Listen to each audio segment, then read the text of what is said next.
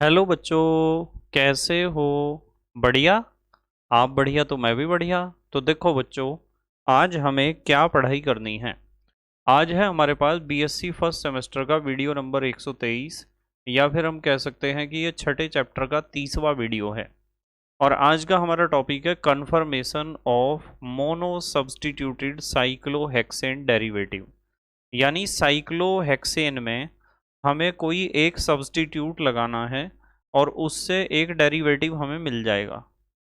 जैसे यहाँ हमें मिला है मिथाइल साइक्लोहेक्सेन, तो मिथाइल साइक्लोहेक्सेन के कन्फर्मेशंस हमें डिस्कस करने हैं कि मिथाइल साइक्लोहेक्सेन में किस किस तरह के कन्फर्मेशंस होते हैं और उन कन्फर्मेशंस में से कौन सा कन्फर्मेशन ज़्यादा स्टेबल होता है और क्यों होता है ज़्यादा स्टेबल, और कौन सा कन्फर्मेशन कम स्टेबल होता है और क्यों होता है कम स्टेबल।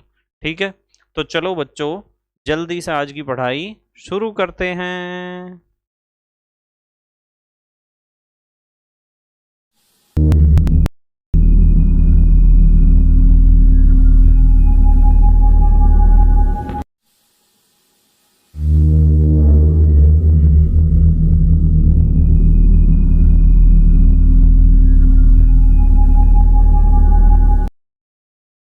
तो बेटे, नोटबुक पर जल्दी से वीडियो को पॉज करो और हेडिंग लिखो। नोटबुक पर हेडिंग लिखो, confirmation of mono substituted cyclohexane derivative. जल्दी से पॉज करके हेडिंग लिखो आप। लिख लिया बेटे? यहाँ इन डायग्राम्स को देखने की अभी ज़रूरत नहीं है, जब मैं आपको कहूँगा जब देखना है, जब समझना है। हमारे पास मोनो सब्स्टिट्यूटेड साइक्लोहेक्सेन है, ठीक है, और उसके कन्फर्मेशंस को हमें डिस्कस करना है। और सबसे पहले तो आप एक बात लिख लो, मोनो सब्स्टिट्यूटेड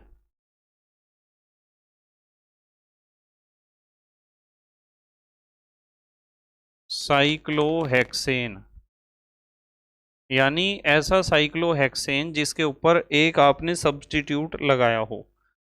जैसे यहाँ मिथाइल लगाया ना, तो मैं इसे मिथाइल साइक्लोहेक्सेन कह सकता हूँ। चलो ब्रैकेट में लिख लेते हैं, मिथाइल मिथाइल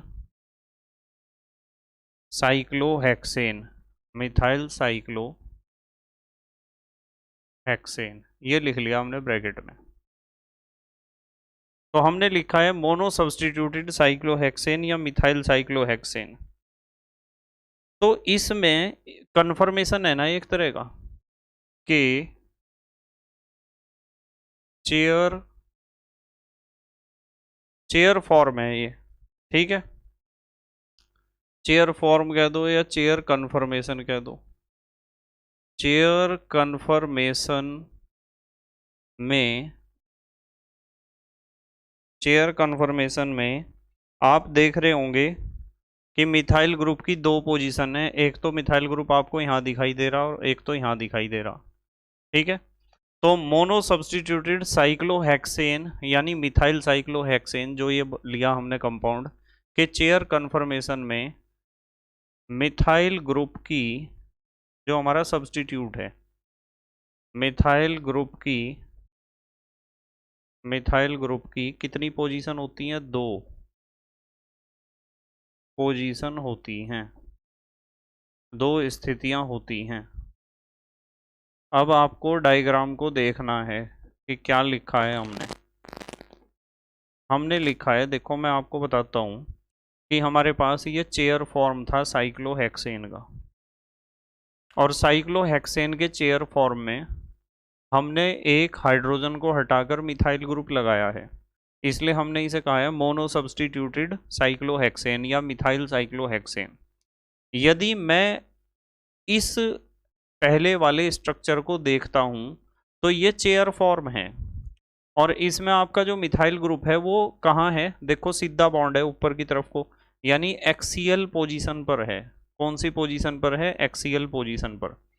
मैंने आपको बताए थे कि साइक्लोहेक्सेन में दो तरह के बॉन्ड होते हैं जो हाइड्रोजन को जोड़ते हैं कार्बन से, एक तो एक्सियल बॉन्ड्स और एक इक्वेटोरियल बॉन्ड्स। तो यहाँ यदि आप पहले स्ट्रक्चर को देखते हो, चेयर फॉर्म के पहले स्ट्रक्चर को, साइक्लोहेक्सेन के पहले स्ट्रक्चर को देखते हो, तो इसमें मिथाइल ग्रुप एक्सियल पोजीशन पर है। तो मैं इस कंपाउंड को कह सकता हूँ एक्सियल मिथाइल साइक्लोहेक्सेन। अब यदि मैं इसे इन्वर्ट कर दूं, घुमा दूं, इन्वर्जन कर दूं, तो क्या होगा? ये पहला कार्बन यहाँ आ जाएगा। इसे फ्लिप करने पर क्या होगा? पहला कार्बन यहाँ आ जाएगा इन्वर्जन से, अंतः परिवर्तन से। जब रिंग में इन्वर्जन होगा तो ये वाला कार्बन यहाँ आ गया, और आपका देखो हाइड्रोजन तो आ गया कौन सी पोजीशन पर? हाइड्रोजन आ गया एक्सियल पोजीशन पर, और ये CH3 चला गया इक्वेटोरियल पोजीशन पर। तो मिथाइल जो पिंक कलर से हमने दिखा रखा वो इक्वेटोरियल पोजीशन पर चला जाता है, इसलिए ये इक्वेटोरियल पोजीशन कहलाती है, या फिर हम कह सकते हैं इक्वेटोरियल मिथाइल साइक्लोहेक्सेन। तो ये जो सबसे पहली बात हमने लिखी है कि मोनो सब्सटीट्यूटेड साइक्लोहेक्सेन या मिथाइल साइक्लोहेक्सेन के चेयर कन्फर्मेशन में मिथाइल ग्रुप जो होता है उसकी दो पोजीशंस होती हैं। इसमें देखोगे तो एक्सियल है और इसमें देखोगे तो इक्वेटोरियल है। तो नंबर 1 नाम लिख लेंगे, नंबर 1 एक्सियल, एक्सियल पोजीशन कह सकते हो, या केवल एक्सियल कह दो। एक तो मिथाइल ग्रुप है अक्षीय, और दूसरा मिथाइल ग्रुप दूसरे उसमें स्ट्रक्चर में कैसा है? इक्वेटोरियल।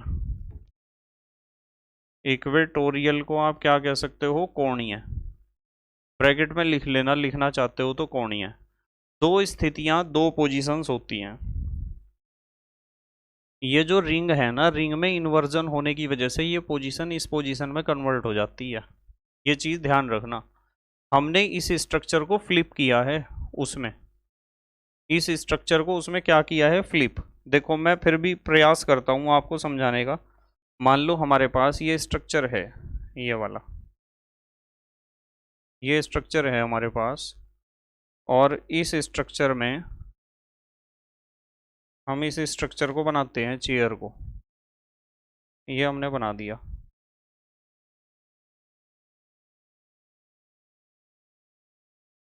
ध्यान से देख लेना बस आप, ये हमने चेयर कन्फर्मेशन बना दिया। अब हमने क्या करा?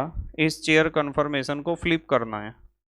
इसे सेलेक्ट कर दिया और देखो फ्लिप के ऊपर क्लिक करा मैंने, और ये कर दिया फ्लिप। देखो ऐसा ही बन गया ना। यदि मैं इसे फ्लिप करता हूँ ऐसा है, और जब मैं इसे फ्लिप करूँगा दोबारा फिर, तो ये जो है अभी तो ऐसा है, इसमें बदल जाएगा। देखो बदल गया ना फ्लिप करने पर उसमें। अब ये इसके जैसा बन गया। तो कुल मिला के बात ये है कि जब हम रिंग इन्वर्जन करते हैं ना, जब मिथाइल साइक्लोहेक्सेन में रिंग इन्वर्जन होता है, यानी रिंग में अंतर परिवर्तन होता है, तो ये दोनों फॉर्म्स क्या हो जाती हैं? इंटर कन्वर्ट हो जाती हैं, आपस में बदल जाती हैं। इसके कन्वर्जन से ये और इसके कन्वर्जन से ये इंटर कन्वर्ट हो जाती हैं, आपस में अदला बदली इनकी हो जाती है रिंग इन्वर्जन से। ठीक है, तो इस बात को भी आप लिख सकते हो कि रिंग इन्वर्जन से, रिंग इन्वर्जन से ये दोनों फॉर्म, ये दोनों फॉर्म कौन सी?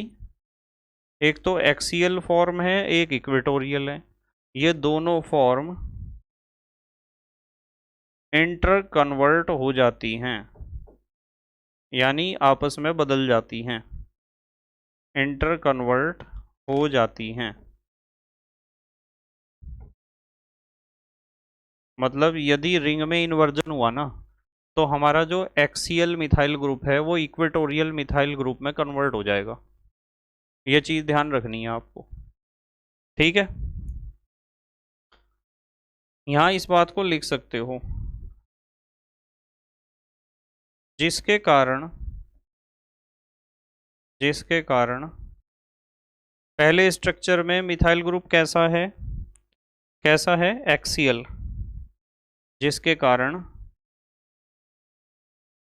मिथाइल ग्रुप एक्सियल पोजीशन से मिथाइल ग्रुप एक्सियल पोजीशन से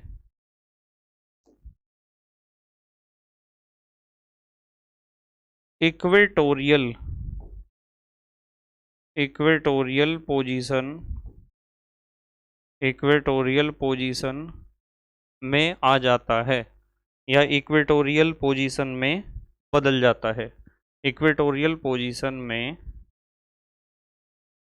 बदल जाता है, जैसा कि आपको डायग्राम में दिखाई दे रहा है कि पहले स्ट्रक्चर में तो मिथाइल ग्रुप एक्सियल पोजीशन में है और दूसरे स्ट्रक्चर में कौन से पोजीशन में है, इक्वेटोरियल पोजीशन में है। दिखाई दे रहा है ना। अच्छा, इससे जो हमें ये आइसोमर, इन दोनों को मैं आइसोमर कह सकता हूँ और ये दोनों आइसोमर स्टीरियो आइसोमर हैं। ये एक दूसरे के अप्रतिबिंब रूपी हैं। इसका ये बिल्कुल भी प्रतिबिंब नहीं है, ना ही ये इसका प्रतिबिंब है, ना ही ये इसका प्रतिबिंब है। ये दोनों स्टीरियो आइसोमर एक दूसरे के अप्रतिबिंब रूपी होते हैं, जिन्हें आप डायस्टीरियोमर्स कहते हो। यहाँ लिखते हैं, चलो यहाँ से लिख देंगे, यहाँ से लिखते हैं, ये दोनों स्टीरियो आइसोमर्स एक दूसरे के अप्रतिबिंब रूपी, एक दूसरे के अप्रतिबिंब रूपी, अप्रतिबिंब रूपी को आप क्या कहते हो, डायास्टीरियोमर्स। डायास्टीरियोमर्स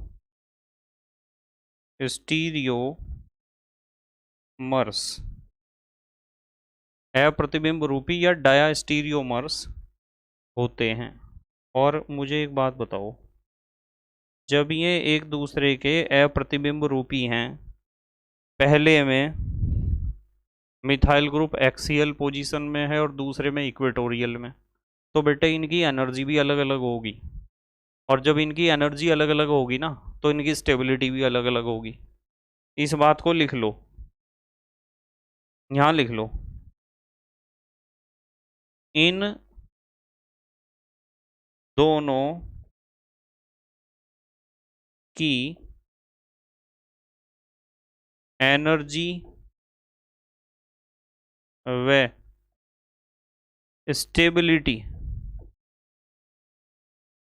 एनर्जी व स्टेबिलिटी भी क्या होती है, अलग अलग होती है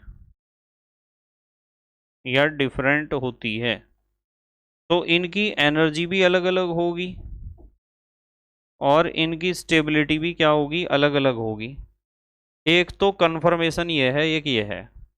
मैं यहाँ ऐसे भी लिख सकता था कि इन दोनों कन्फर्मेशंस की एनर्जी भी अलग अलग होती है और स्टेबिलिटी भी अलग अलग होती है। और हमारा हेडिंग भी यही है, confirmation of mono substituted cyclohexane derivative. यानी हमें मिथाइल साइक्लोहेक्सेन के दो कन्फर्मेशन पता चले। हमें पता चला एक कन्फर्मेशन तो ऐसा है जिसमें मिथाइल ग्रुप एक्सियल पोजीशन में है और एक कन्फर्मेशन ऐसा है जिसमें मिथाइल ग्रुप इक्वेटोरियल पोजीशन में है। तो इन दोनों मिथाइल ग्रुप से दो कन्फर्मेशन हमें मिले।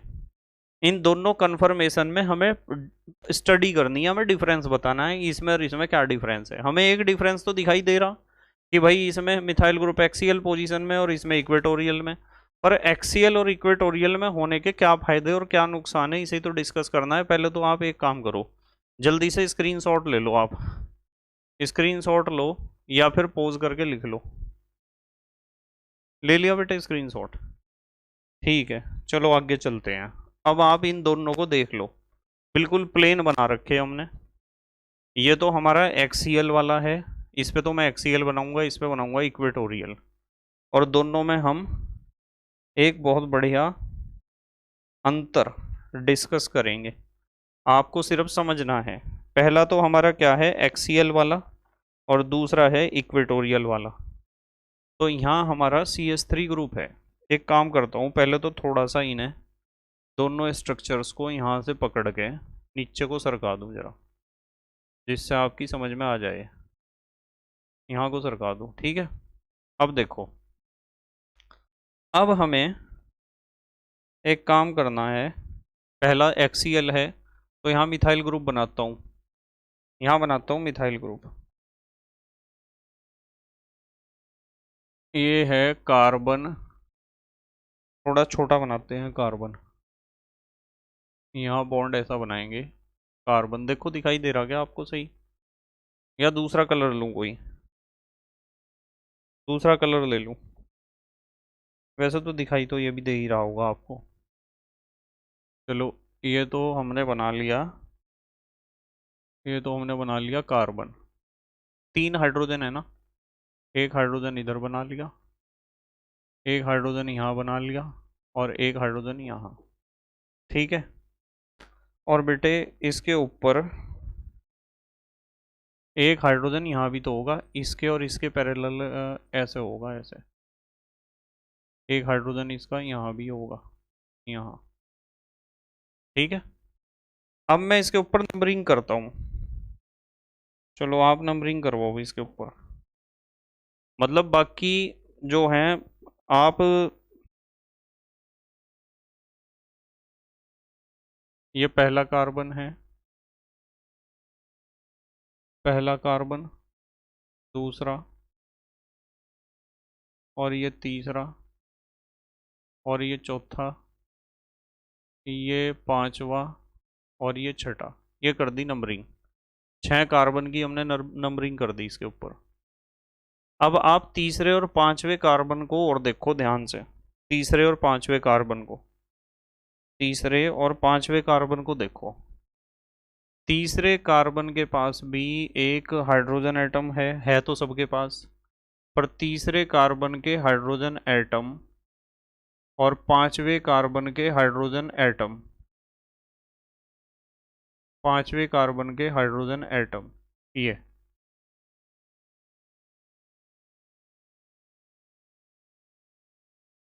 तीसरे पे बना दिया हमने, पांचवें पे हम बना रहे ये। अब आपको ये देखना है कि भाई इसका इसका बॉन्ड ऊपर की तरफ को है, इसका ऊपर की तरफ को इसका, तो पहले तीसरे और पांचवें कार्बन को जब आप देखोगे तो इनके हाइड्रोजन एटम की उस मिथाइल ग्रुप के हाइड्रोजन एटम से दूरी बहुत कम है। क्या है? दूरी बहुत कम। देखो कौन सी दूरी कह रहा हूं मैं आपको ये वाली दूरी कह रहा बेटे।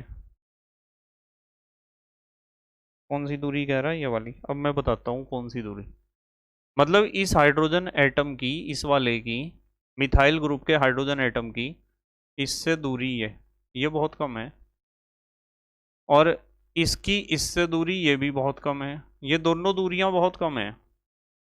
देख रहे आप कौन सी दूरी? दूसरे कलर से बनाऊं क्या, कभी कंफ्यूजन हो रहा हो? चलो दूसरे कलर से बना देता हूँ। यहाँ ग्रीन कलर हमने यूज़ नहीं किया, तो ग्रीन से बना देता हूँ। मतलब ये वाली दूरी, ये वाली दूरी यहाँ से यहाँ तक की,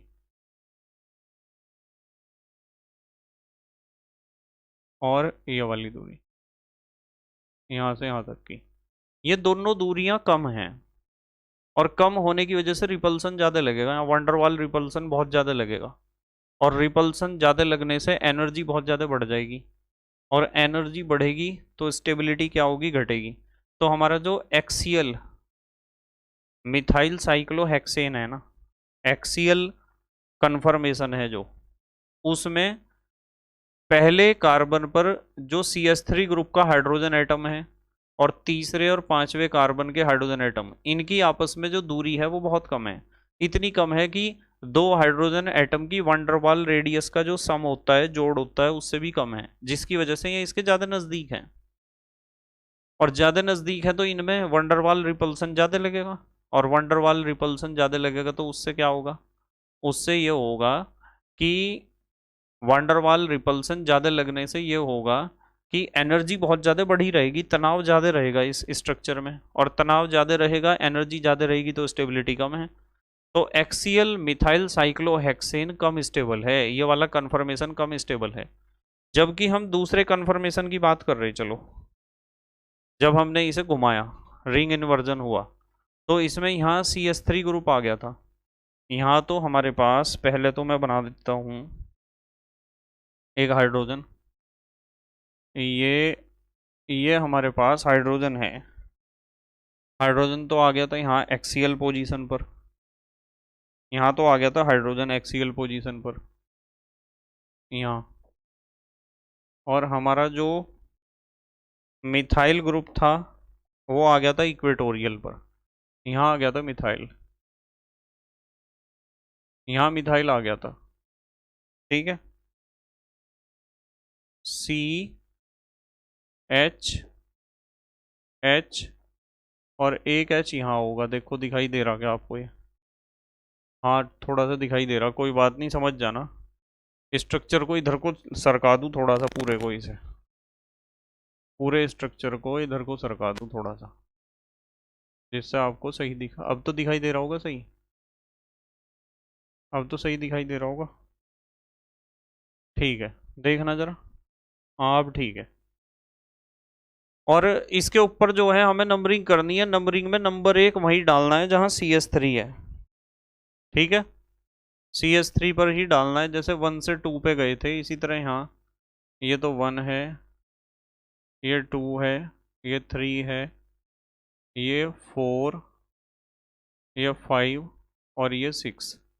और इसमें भी तीसरे और पांचवें कार्बन को ध्यान से देख लो आप, तीसरे और पांचवें कार्बन को, कलर कौन सा है? पिंक। ठीक है, तीसरे और पांचवें को, तीसरे कार्बन के ऊपर भी एक हाइड्रोजन है और पांचवें के ऊपर भी एक हाइड्रोजन है। ठीक है, अब देखो मिथाइल ग्रुप कितना दूर चला गया, मिथाइल ग्रुप दूर चला गया ना।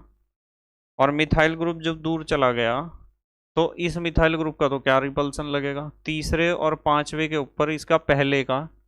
एक तो हमें ये डिस्टेंस देखना है, ये वाला, ये डिस्टेंस, ये डिस्टेंस ज़्यादा है और ये वाला डिस्टेंस भी ज़्यादा है उसके मुकाबले, ये दोनों छोटे होते हैं और ये डिस्टेंस ज़्यादा है और मिथाइल से तो दूर ही दूर है। ये वाला हाइड्रोजन के बीच में ही तो रगला रिपल्सन, वंडरवाल रिपल्सन। तो मैं कह सकता हूँ कि जो हमारा पहला स्ट्रक्चर है ना, ये एक्सियल पोजीशन वाला स्ट्रक्चर,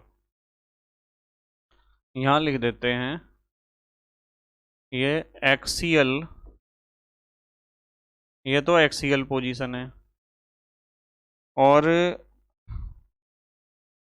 एक्सियल पोजीशन को थोड़ा नीचे लिखते हैं, यहाँ लिखते हैं एक्सियल पोजीशन तो ये है, और ये है इक्वेटोरियल पोजीशन।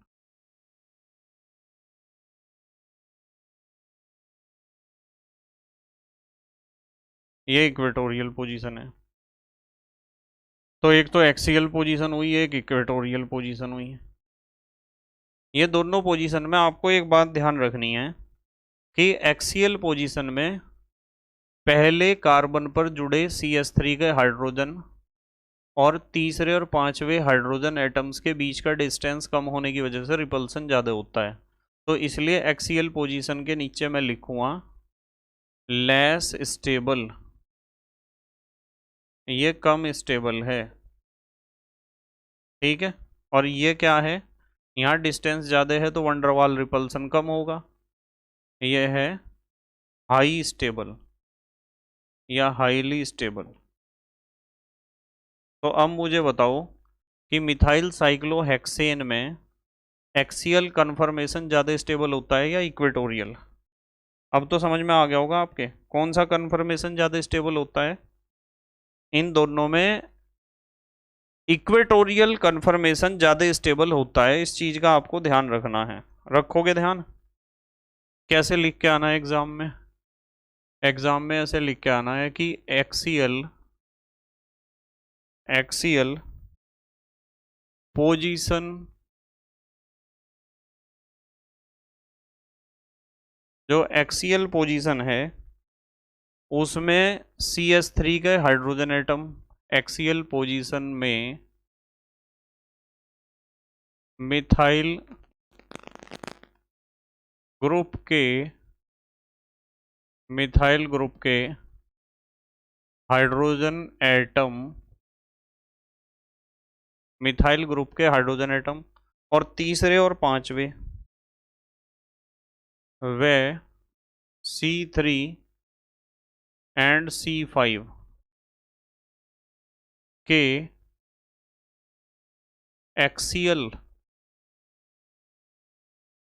Hydrogen atoms.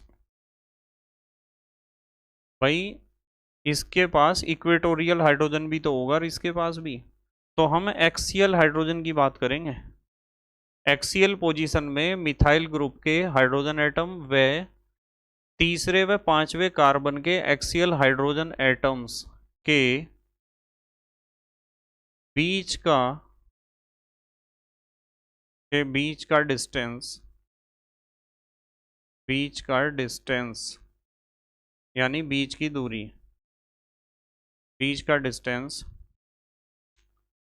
बहुत कम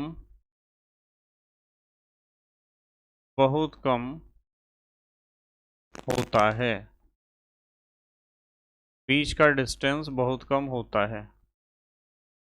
अतः अब जब बीच का डिस्टेंस बहुत कम होगा तो क्या होगा, तो इनके बीच क्या होता है, इस हाइड्रोजन और इन दोनों हाइड्रोजन के बीच, अतः इनके बीच, इनके मतलब समझ रहे, मिथाइल के हाइड्रोजन और ये दोनों हाइड्रोजन, इनके बीच बहुत अधिक, इनके बीच बहुत अधिक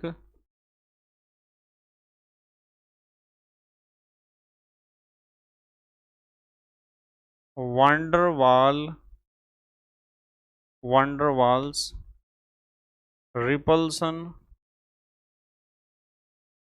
बहुत अधिक वांडरवाल रिपल्सन कार्य करता है। और जब इनके बीच बहुत ज़्यादा वांडरवाल रिपल्सन काम करेगा तो क्या होगा बताओ। जब बहुत ज़्यादा वांडरवाल रिपल्सन काम करेगा तो एनर्जी तो बहुत ज़्यादा बढ़ी रहेगी, इसलिए एनर्जी एनर्जी हाई व स्टेबिलिटी, स्टेबिलिटी क्या होती है, लो, कम, स्टेबिलिटी लो होती है। तो ध्यान रखना, एक्सियल मिथाइल साइक्लोहेक्सेन कम स्टेबल होता है इक्वेटोरियल मिथाइल साइक्लोहेक्सेन से। अगली बात आप इक्वेटोरियल के बारे में लिखोगे, जबकि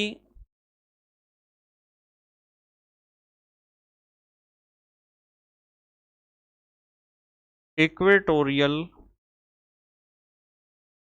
पोजीशन में, इक्वेटोरियल पोजीशन में मिथाइल ग्रुप तो दूर ही भाग गया, मिथाइल ग्रुप तो दूर भाग गया, C1 और C3 C5, C1 के एक्सियल हाइड्रोजन एटम की, C1 के एक्सियल हाइड्रोजन एटम की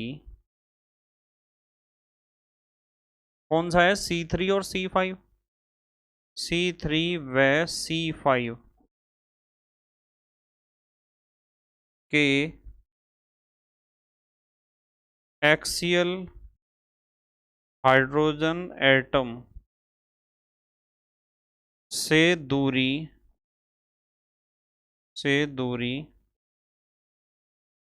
अधिक होने के कारण, दूरी अधिक होगी यहाँ, दूरी अधिक होने के कारण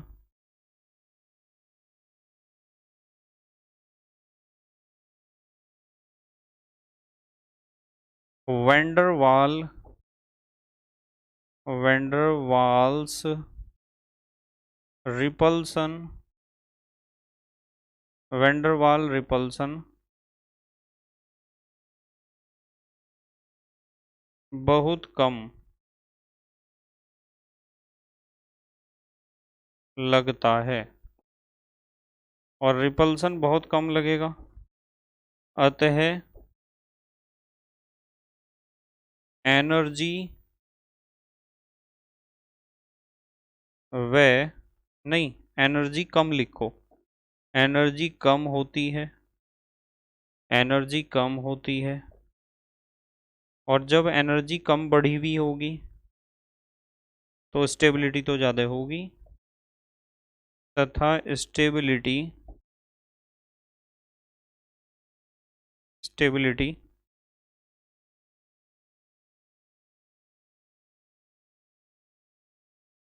अधिक होती है। स्टेबिलिटी क्या होती है? अधिक। तो इसकी स्टेबिलिटी ज़्यादा होती है। तो यहाँ लिखा हमने लेस स्टेबल या हाई स्टेबल। ये क्यों लेस स्टेबल है? क्योंकि पहली पोजीशन पर मिथाइल ग्रुप के हाइड्रोजन की इन दोनों से दूरी कम है, जिसकी वजह से वंडरवाल रिपल्सन ज़्यादा है, तो एनर्जी ज़्यादा है, एनर्जी ज़्यादा है तो स्टेबिलिटी कम। और इसमें क्या हो रहा, मिथाइल ग्रुप तो दूर चला गया पर हाइड्रोजन एटम की तीसरे और पांचवें हाइड्रोजन एटम से डिस्टेंस ज़्यादा है, डिस्टेंस ज़्यादा है तो वंडरवाल रिपल्सन कम है, रिपल्सन कम है तो एनर्जी कम है, एनर्जी कम है तो स्टेबिलिटी ज़्यादा है। ठीक है, तो ये होती हैं दोनों कन्फर्मेशन मोनो सब्सटीट्यूटेड साइक्लोहेक्सेन का। जो मोनो सब्सटीट्यूटेड डेरिवेटिव है साइक्लोहेक्सेन का, जैसे मिथाइल साइक्लोहेक्सेन हमने लिया है, इसमें एक्सियल कन्फर्मेशन कम स्टेबल होता है और इक्वेटोरियल ज़्यादा। जल्दी से पोज करके लिखो या स्क्रीनशॉट ले लो। लिख लिया बेटे? ठीक है, तो बेटे मुझे उम्मीद है कि टॉपिक आपके समझ में आया होगा। मिथाइल साइक्लोहेक्सेन के दोनों तरह के कन्फर्मेशन आपके समझ में आए होंगे। ठीक है, एक्सियल मिथाइल साइक्लोहेक्सेन भी और इक्वेटोरियल मिथाइल साइक्लोहेक्सेन भी। ज़्यादा स्टेबल कौन सा होता है? Equatorial methyl cyclohexane. क्यों होता है, सारी बात समझ ली। बस मेहनत और ईमानदारी से पढ़ाई करते रहो और अपने हैंड रिटन नोट्स बनाते रहो। तो thank you very much for watching this video. Okay, bye.